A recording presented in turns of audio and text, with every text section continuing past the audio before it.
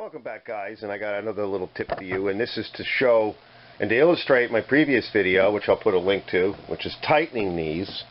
And by the way, you can see that this one, the gasket was leaking a little bit, and it's because you can actually see the sort of charcoal carbonization, and it was probably backfiring, and that's what caused the fuel to burn and charcoal carbonize around here. And of course, well, why was that happening?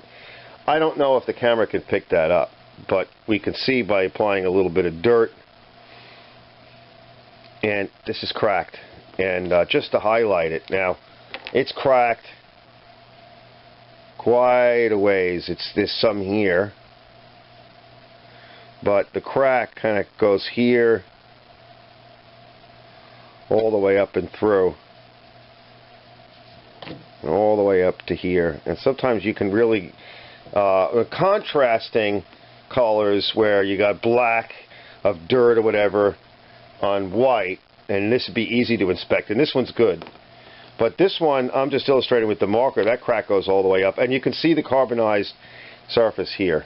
Alright, and so that would have been backfiring because it would have been running lean. So if you've rebuilt the carburetor, maybe even gone out and purchased another carburetor, and you can't get a proper tune, it just doesn't want to run right, maybe it doesn't want to start, you prime and prime and prime and prime and prime, and it doesn't want to start.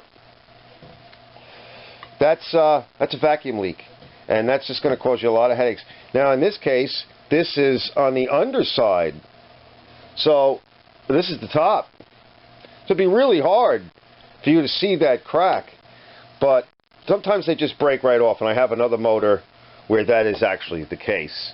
It's just broken. So of course that's easy to see. So if the motor doesn't want to run right for you, and it seems to be running too lean, you press the primer bulb in or you put the choke on, and then it starts to run better, and you think, well, what if I drill out the carb?